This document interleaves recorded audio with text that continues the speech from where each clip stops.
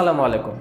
টেকভার্সের স্টুডিওতে এই Redmi Note 10 এর আগমন ঘটে সেই প্রাগৈতিহাসিক যুগে, যখন এটার প্রাইস ছিল বাজারে 24-25-এর আশেপাশে এবং এটা নিয়ে বেশ ভালো রকমের মারামারি এবং মানুষের বিভিন্ন রকমের কথাবার্তা চলছিল।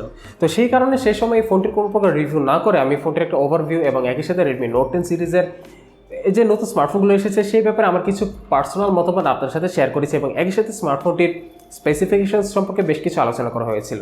তো আপনারা অবশ্যই সেই ভিডিওটি দেখে আসবেন, কেননা আজকের ভিডিওটিতে ওরকম ডিটেলস ও মানে স্পেসিফিকেশনস নিয়ে তেমন কোনো আলোচনা করা হবে না, বরঞ্চ বিগত প্রায় 2 সপ্তাহেরও অধিক সময় ধরে এই ফোনটি আমার পার্সোনাল স্মার্টফোন হিসেবে ব্যবহার করে আমার কাছে যেটা মনে হয়েছে সেটা আপনাদের সাথে আজকে শেয়ার করব।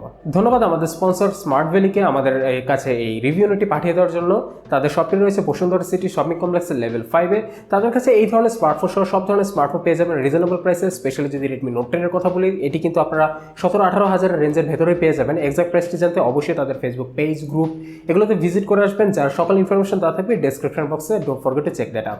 রেডমি নোট 10 লাইন আপ দুটো ভিন্ন ফর্ম ফ্যাক্টর নিয়ে হাজির হয়েছে এবারে নোট সিরিজে পারফরমেন্স সেক্টরে আহামরি পরিবর্তন না আসলেও পুরো ফোনটাই বদলে গেছে। এতদিনে চিরাচরিত আইপিএস ডিসপ্লে আর নেই, সামনে হয়তো আর থাকছে না।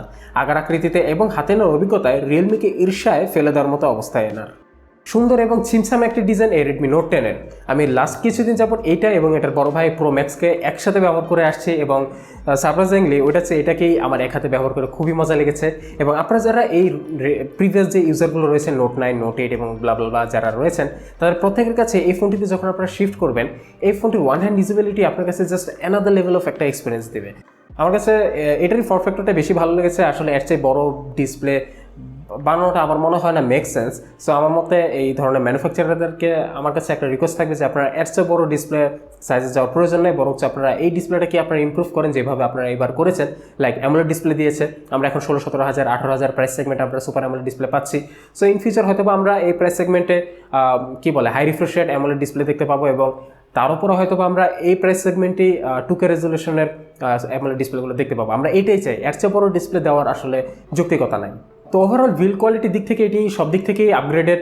জাস্ট একটি দিক বাদে, সেটা হচ্ছে ডিসপ্লে প্রোটেকশন। প্রিভিয়াস জেনারেশনগুলোতে আমরা এটার ডিসপ্লেতে গরিলা গ্লাস 5-এর প্রোটেকশন দেখতে পেয়েছি, সেখানে এটা গরিলা গ্লাস 3। সামনের পাঞ্চল ক্যামেরা বড় ভাইয়ের মতো এক্সট্রা অর্ডিনারি মাত্রার ছোট না হলেও বড় কিছু না, এভারেজ মাপের আর কি। ফিঙ্গারপ্রিন্ট সেন্সর যথারীতি ভালোভাবে কাজ করেছে, ফাস্ট এবং অ্যাকুরেট। আর এতেও বড় ভাইয়ের মতোই সেম একটা আমি বাগ দেখতে পেয়েছি, সেটা হচ্ছে এটার যে দুটো আনলকিং মেথড রয়েছে। প্রেস মেথডে আপনার চাপ দিলে ফার্স্ট প্রেসে কাজ করে না, মানে আনলক করে না, আবার চাপ দিতে হয় তাহলে আনলক করে। সো এই জিনিসটা একটু বিরক্তিকর ছিল। ডুয়াল স্টেরিও স্পিকারের বেলাতেও এই সেম, আমি নোট 10 প্রো ম্যাক্সের মতো এটারও সাউন্ড লাউডনেস আমার কাছে একটু কমই বলেই মনে হয়েছে এবং সাউন্ড সিগনেচারটা একটু সরু টাইপের। আমার যতটুকু মনে পড়ে, আমি পোকো M3 ইউজ করেছি এবং সাবসিকুয়েন্ট যে ডিভাইসগুলো তারা ডুয়াল স্টেরিও স্পিকারে বের করেছিল, সবকটা সাউন্ড বেশ ভালো লেগেছিল। বাট এইগুলো আমার কাছে কেমন যেন একটু কম মনে হচ্ছে। ওভারঅল পারফরমেন্স ছিল স্টেবল এবং ভালো। পাবজিতে স্মুথ প্লাস আল্ট্রা সেটিংসে কনস্ট্যান্ট 40 FPS পাচ্ছিলাম। গ্রাফিক্স কমিয়ে 30-40 বা 45 FPS গেমিংয়ের জন্য এই ফোন ভালো বলা যায়। আগের জেনারেশন থেকে খুব বেশি পারফরমেন্সে আপগ্রেড না হলেও স্ন্যাপড্রাগন প্রসেসর থাকার দরুন আপনারা যে এক্সট্রা কিছু ফিচার্স পাচ্ছেন, ফর এক্সাম্পল জিকেম ইউজ করার মতো অ্যাবিলিটি এবং হচ্ছে কাস্টমার ব্যবহার করার অ্যাবিলিটি, এই দুটো দিক যদি আপনারা চিন্তা করেন তাহলে কিন্তু এই ফোনটির এটা একটা বিশেষ দিক। ব্যাটারি ব্যাকআপ ছিল বেশ ভালো, যে কোনো ধরনের ব্যবহারে অন্তত একদিন ব্যাকআপ নিয়ে একদমই টেনশন করা লাগে নাই। হালকা পাতলা ব্যবহারে 1.5 দিন এমনি পার হয়ে যায়, কেননা এটাতে 60 হার্জের অ্যামোলেড প্যানেল দেওয়া হয়েছে, আপনারা জানেনই। চার্জিংয়ের বেলায় আমার এবার ভালো লেগেছে যে তারা একদম বেস মানে নোট সিরিজের বেস মডেলেও তারা 33 ওয়াট ফাস্ট চার্জ ইনক্লুড করেছে এবং এর সাথে বক্সেও কিন্তু আপনারা ফাস্ট চার্জারটা পেয়ে যাচ্ছেন। সো ফোনটিকে চার্জ করা, দ্রুত চার্জ করার ব্যাপারটাতে আপনারা কিন্তু যেটাই নেন না কেন, বড় ভাই নেন বা ছোটো ভাইকে নেন, কোনো দিক দিয়ে কিন্তু কমতি থাকছে না। ক্যামেরা ডিপার্টমেন্টে 48 মেগাপিক্সেল জাতীয় ক্যামেরা সেন্সর যুক্ত করা হয়েছে। জানা যায়নি এটা কার সেন্সর, তবে এটা সনি সেন্সর হতে পারে বলে আমার কাছে মনে হচ্ছে। শার্পনেস, ডিটেলস এবং কালার সুন্দর লেগেছে। প্রাইস অনুযায়ী বেশ ভালো ক্যামেরা। অবজেকশন রয়েছে দুটো স্থানে, আর হোয়াইট ব্যালেন্স একটু 19-20 অবস্থা, মানে অলমোস্ট অ্যাকুরেট আর কি। আর অটো এইচডিআর এখনও নুব এই ফোনে। শাওমির এটা জাতীয় সমস্যা বলেই মনে হচ্ছে আমার কাছে। লো লাইটে এআই মোডে ছবিগুলোর কিছুটা উন্নতি ঘটে, বিশেষ করে কালারের দিকে এবং ডিটেলসের দিকে। যদিও নয়েজগুলো রিমুভ করতে গিয়ে এখানে বেশ কিছু স্মুথিং লক্ষ্য করা যায়, বাট ওগুলো যদি আপনারা ইগনোর করতে পারেন তাহলে লো লাইটে আমরা বলতে পারি এভারেজে বেশ ভালো একটি ক্যামেরা। নর্মাল ছবিতে কন্ট্রাস্টের পরিমাণ স্বাভাবিক হলেও পোর্ট্রেট ছবিতে কন্ট্রাস্ট বেড়ে যায় বলেই মনে হলো। এনিওয়েজ, পোর্ট্রেট সুন্দরই আসে। অন্যদিকে ফোনটিতে থাকা selfie camera is not bad, আমার কাছে ডিএলএটে বেশ সুন্দর বলেই মনে হলো। সুন্দর স্কিন টোন আসে, সুন্দর কালার আসে এবং ডিটেলস ভালোই। এক্সট্রাঅর্ডিনারি কিছু না, বাট এটাকে নেগেটিভও তেমন বলার কিছু নাই, জাস্ট এভারেজে বেটার একটা ক্যামেরা প্রোভাইড করছে রেডমি নোট 10। একই সাথে আপনারা যদি লাস্ট জেনারেশনের সাথে কম্পেয়ার করেন, ফোনটিতে আপনারা কিন্তু 4K তে রেকর্ড করার সুযোগ সুবিধা পাচ্ছেন। এটা একটা ভালো দিক, যদিও আমাদের অনেকেই আসলে এই বাজেট সেগমেন্টে মোবাইলের ভিডিও রেকর্ডিং ক্যাপাবিলিটি নিয়ে খুব বেশি একটা চিন্তা করে না, জাস্ট 1080p-তে মোটামুটি ভালো স্টেবিলাইজেশন থাকলেই হলো। তো যাই হোক, আপনারা কিন্তু 4K তে রেকর্ড করতে পারছেন। সফটওয়্যার এক্সপিরিয়েন্স আমার কাছে বেশ ভালোই মনে হলো। ফোনটি আপনারা দেখতে পাবেন অ্যান্ড্রয়েড 11 রান করছে on top of MIUI 12.0.2। Latest update এটাই ছিল। তো এই আপডেটে আমি মোটামুটি ফোনটিতে কোনো প্রকার কি বলে মানে যে ইউআই ট্রানজিশন অ্যানিমেশনগুলোতে কোনো প্রকার ল্যাগ ট্যাগ এরকম কিছু আমি আসলে ফেস করি নাই, যেটা আসলে সাধারণত আমরা Xiaomiর বেশ কিছু MIUI 12 ফোনগুলোতে আমরা দেখেছি রিসেন্ট সময়ে। আমার মতে এই ফোনটিতে তারা সফটওয়্যার অপটিমাইজেশন মোটামুটি ভালোই করেছে। র্যাম অপটিমাইজেশন আমার কাছে ভালোই মনে হলো, 4 থেকে 5টা অ্যাপস অনায়াসে ব্যবহার করতে পারছিলাম।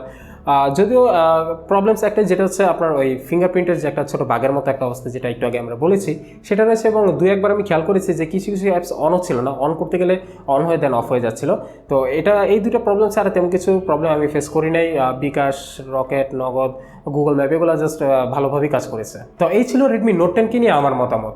আমার মতে বর্তমানে আনঅফিসিয়াল প্রাইসিংয়ে এই ফোনটির অবস্থান বেশ স্ট্রং।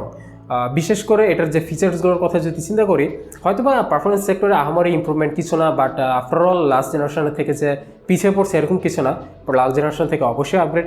বাট আমার মনে হয় এই ফোনটির যে ওভারঅল অন্যান্য দিকগুলোতে যে ইম্প্রুভমেন্টগুলো আনা হয়েছে, যেমন design, display, camera and overall যে একটা ফোন ইউজ করার যে এক্সপিরিয়েন্সটা, এটা Xiaomi বেশ ভালো রকমের ইম্প্রুভ করেছে বলে আমার কিছু মনে হয়েছে। খুব বেশি পারফরমেন্স হাঙ্গ্রি না হয়ে থাকলে আমার মনে হয় 16 তো না, হয়তো বা 17-18 হাজার প্রাইস সেগমেন্টে এটা কি বলে ওয়ান অফ দি না, হয়তো বা দি বেস্ট অপশন আমার মতে। তো আজকের মতো এখানেই আমার বিদায় নিতে হচ্ছে। আপনারা সবাই ভালো থাকবেন, সুস্থ থাকবেন। যে কোনো প্রকার টেক হেল্প লাগলে অবশ্যই আমাদের গ্রুপে জয়েন করবেন, ফেসবুক গ্রুপ, এবং এটার লিঙ্ক থাকবে কিন্তু ডিসক্রিপশন বক্সে। আর don't forget to visit our sponsor smart valley. সব কিছু দেওয়া আছে ডিসক্রিপশন বক্সে, এবং কমেন্টে অবশ্যই জানাবেন ভিডিওটি কেমন লাগলো, কিনছেন কি কিনছেন না, বা এই ফোনটির সম্পর্কে আপনার মতামত অবশ্যই জানাবেন। আজকের মতো এখানে বিদায় নিচ্ছি।